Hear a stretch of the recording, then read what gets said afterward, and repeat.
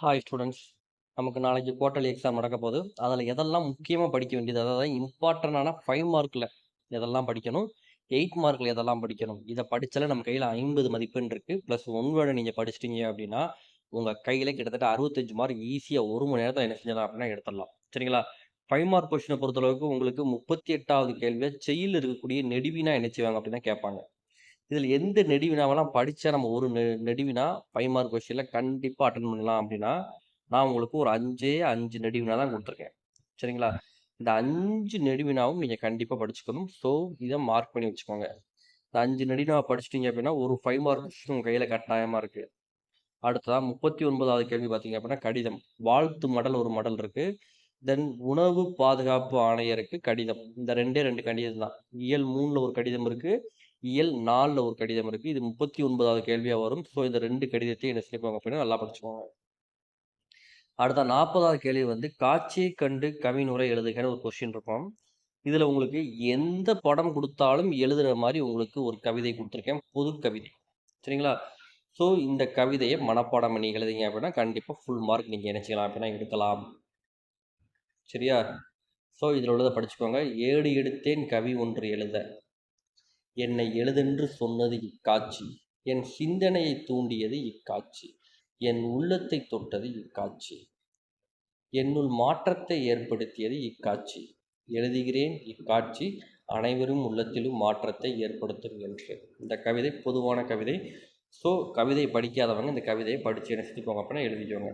தென் படிவம் 42வது கேள்வி நமக்கு ஒரே ஒரு படிவம் தான் வரப்போகுது. நூலக உறுப்பினர் படிவம் உங்கள் புக்கில் பேஜ் நம்பர் 125 பக்கத்தில் இருக்குது. அதை ஃபில் பண்ணி பார்த்துக்கோங்க. இந்த 42வது கேள்வியாக நமக்கு 2 கொடுப்பாங்க. ஒன்று மொழிபெயர்ப்பு கொடுப்பாங்க. அப்படி இல்லாட்டா இன்சொல் என்னது, தீசொல் என்னது, பள்ளியில் நம்ம எப்படி இருப்போம், வீட்டில் எப்படி இருப்போம் அப்படிங்கிற மாதிரி கேட்டிருப்பாங்க. அதுக்கு உங்களுக்கு ஆன்சர் இப்போ தரேன், அதை பார்த்துக்கோங்க. சரிங்களா? மொழிபெயர்ப்பில் எதெல்லாம் படிக்கணும் அப்படின்னா பேஜ் நம்பர் 21, 45, 67, 95, 149 இருக்கக்கூடிய மொழிபெயர்ப்பை என்ன செஞ்சுக்கோங்க அப்படின்னா படிச்சுக்கோங்க. தென் ஒன்று மொழிபெயர்ப்பு எழுதணும், அல்லதுன்னு கேட்டு இந்த கீழே உள்ளது இந்த 3 தான் ரொம்ப இம்பார்ட்டன்ட். அதுக்கு உங்களுக்கு ஆன்சரோடு இப்போ கொடுக்க அந்த ஆன்சரை காமிக்க நீங்கள் பார்த்து நோட் பண்ணிக்கோங்க. இயல் 1ல் பார்த்தீங்க அப்படின்னா இன்சொல் தீய சொல். பிறர் மனம் மகிழும், பிறர் மனம் வாடும், அறம் வளரும் அறம் தேயும், புகழ் பெருகும் இகழ் பெருகும், நல்ல நண்பர்கள் சேர்வார்கள் நல்ல நண்பர்கள் விலகுவார்கள், அன்பு நிறையும் பகைமை நிறையும். இதை படித்து எழுதுறது கஷ்டமா? ஈஸியாக நீங்கள் படித்து எழுதலாம். அடுத்த அந்த வானொலியில் இந்த காஜா புயல் அப்போ நம்ம என்னெல்லாம் செய்யணும் அப்படிங்கிற மாதிரி கொடுத்துருப்பாங்க. ஸோ அதுவும் உங்களுக்கு கொடுத்துருக்கேன். ஸோ இதையும் என்ன செஞ்சுக்கோங்க அப்படின்னா தரவாக தெளிவாக என்ன செஞ்சுக்கோங்க அப்படின்னா நோட் பண்ணி படிச்சுக்கோங்க.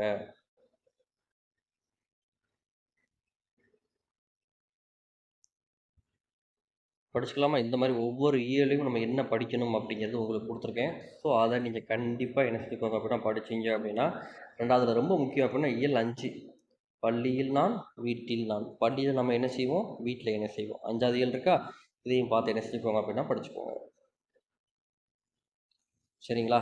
இதெல்லாம் நீங்கள் படிச்சிட்டிங்க அப்படின்னா நம்ம கையில் 5x5 25 மார்க் நம்ம கையில் இருக்கிறதா அர்த்தம். ஓகேவா?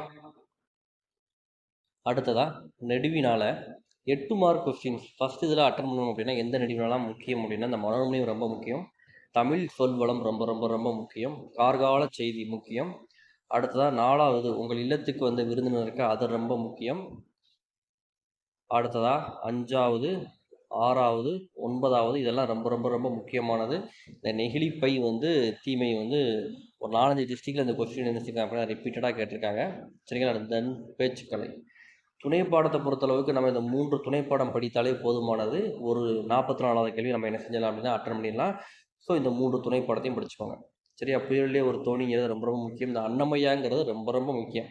தென் இந்த ஸ்டீபன் ஹாக்கிங் இந்த 3 மட்டும் படித்தா போதும். கண்டிப்பாக இதில் நம்ம ஒன்று என்ன செஞ்சலாம் அப்படின்னா தாராளமாக நம்ம எழுதிடலாம். பொதுக்கட்டுரை அப்படின்னு பார்த்துட்டிங்க அப்படின்னா நமக்கு என்ன இருக்குது, கல்பனா சாவ்லா இருக்குது. ஸோ கல்பனா சாவ்லா என்ன செஞ்சுக்கோங்க அப்படின்னா படிச்சுக்கோங்க.